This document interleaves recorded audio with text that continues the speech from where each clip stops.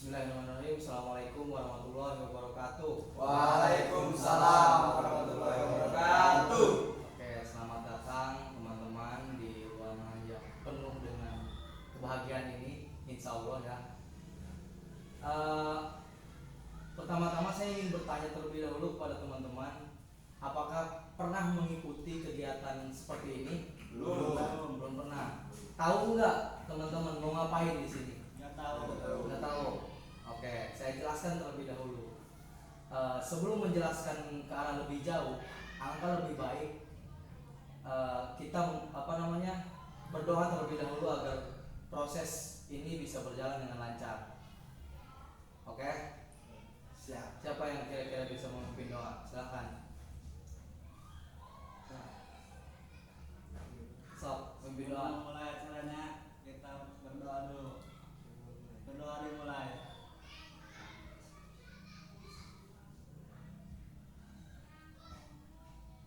Setelah selesai. Oke. Setelah berdoa, sebelum melanjutkan kita perkenalkan terlebih dahulu nama, terus kelas berapa. Oke, itu aja ya. Itu aja yang harus kalian sebutkan. Mungkin dari kiri terlebih dahulu. Siapa namanya? Rizky Ramdan Dari kelas kelas 10. 10. Terus Muhammad Ramadhani dari kelas 10. dari kelas 10. Dan Imawan dari kelas 10. Terus Dari kelas 10. oke. Berarti ini rata-rata dari kelas 10. Oke, yang pertama saya akan menjelaskan di sini kita akan melaksanakan bimbingan kelompok. Nah, apa sih bimbingan kelompok itu? Nah, bimbingan kelompok itu agar supaya teman-teman bisa menyelesaikan suatu permasalahan dan mengetahui topik apa yang akan dibahas. Kita akan membahas topik dan teman-teman agar bisa lebih mampu berbicara di hadapan orang banyak dan juga mampu berpendapat. Itu. Nah, bimbingan kelompok ini ada beberapa asas. Yang pertama ada asas kerahasiaan, asas kenormatifan, asas keterbukaan, dan asas kesukarelaan. Yang pertama ada asas keterbukaan. Nah, teman-teman di sini ketika ada permasalahan ataupun apa yang akan teman-teman ungkapkan, itu ungkapkan saja. Itu asas keterbukaan. Jadi di sini ada asas keterbukaan. Ungkapkan saja ketika teman-teman punya pendapat. Nah, yang kedua ada asas kerahasiaan. Nah, ketika apa yang diungkapkan oleh teman-teman ini bersifat rahasia, tidak akan pernah ada orang yang tahu apa yang teman-teman bicarakan di sini. Selanjutnya ada asas kesukarelaan. Teman-teman, apakah ada yang memaksa untuk mengikuti kegiatan ini? Berarti teman-teman sukarela untuk mengikuti kegiatan ini. Selanjutnya ada asas kenormatifan. Nah, asas kenormatifan ini teman-teman bisa bisa mengikuti aturan-aturan yang telah ditetapkan di dalam bimbingan kelompok ini. Mengikuti.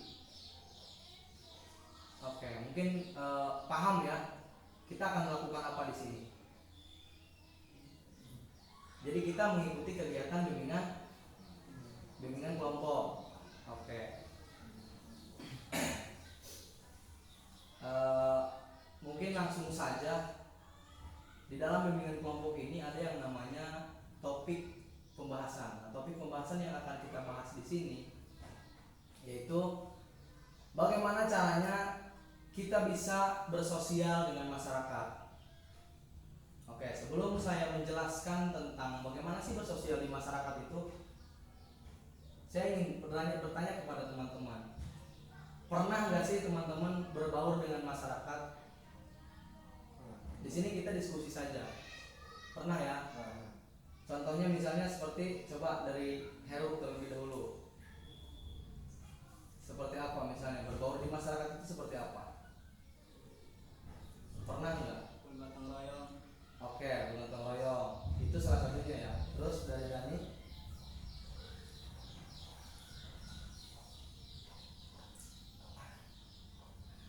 Saya kira teman-teman di sini belum pernah bisa berbaur dengan masyarakat. Oke, teman-teman. Jadi berbaur di masyarakat itu sangat penting bagi kita, apalagi misalnya kita nanti ketika lulus sekolah ataupun nanti masih sekolah. Karena apa? Kenapa kita harus berbaur dengan masyarakat? Manusia itu sifatnya individu dan sosial. Jadi tidak bisa kita sendiri. Apa-apa itu kita harus meminta bantuan kepada orang lain.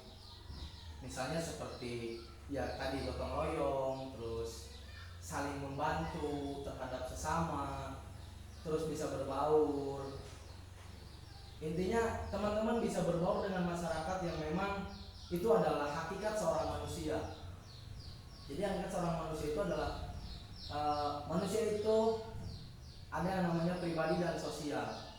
Nah, pribadi teman-teman sudah bisa sudah paham bagaimana pribadi teman-teman. Nah, bagaimana caranya kita tidak bisa hidup dengan sendiri.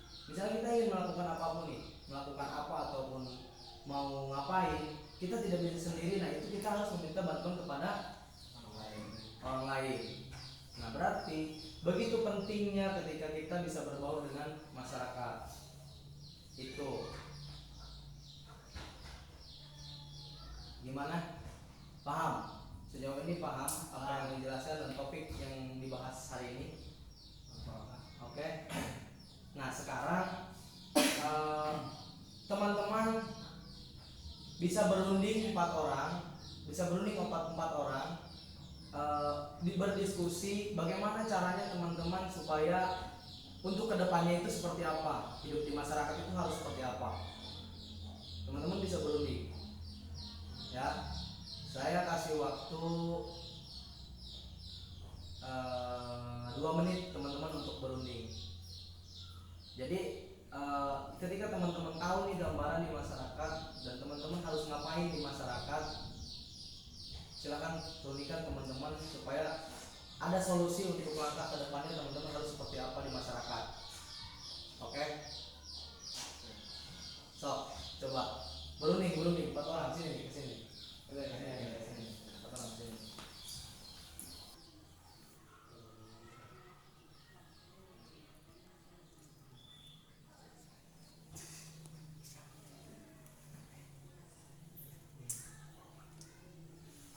Udah selesai. Jadi teman-teman tadi sudah melaksanakan yang namanya briefing ataupun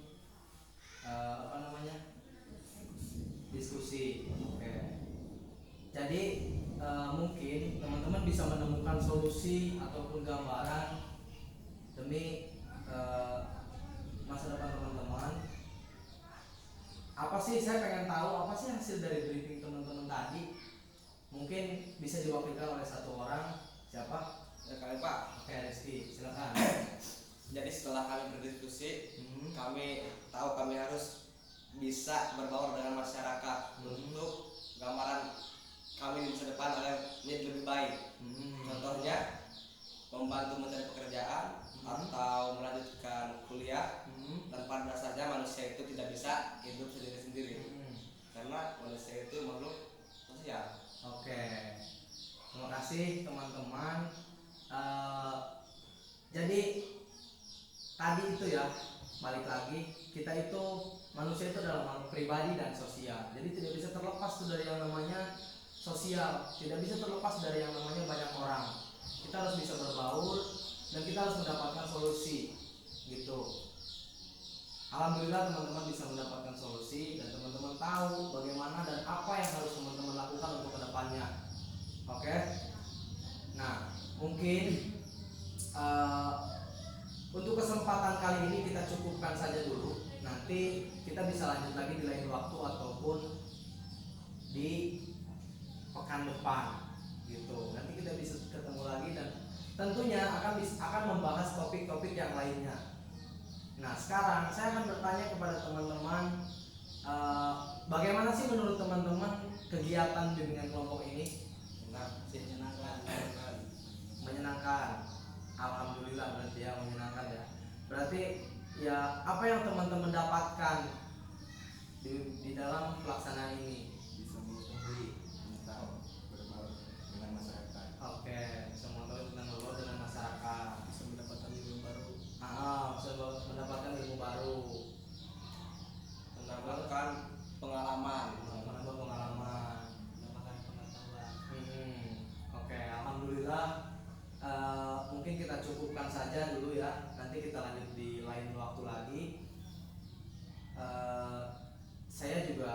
tentunya saya belum kenalan ya, teman-teman belum tahu ya dengan saya ya. Belum, Pak. Oke, jadi nama saya Ruli Akmal, bisa dipanggil Ruli. Nanti ketika teman-teman takutnya bertemu di jalan ataupun di mana, panggil saja saya Ruli. Terserah teman-teman mau manggil saya Pak ataupun Bang, Kakak atau gimana, terserah teman-teman. Gitu. Saya mohon maaf juga ya, hanya bisa memberikan topik ini terlebih dahulu karena ya waktunya juga terbatas. Saya harus kemana-mana lagi dan ini adalah pertemuan awal kita. Semoga nanti teman-teman terus bersemangat untuk melaksanakan bimbingan kelompok ini. Mungkin tutup saja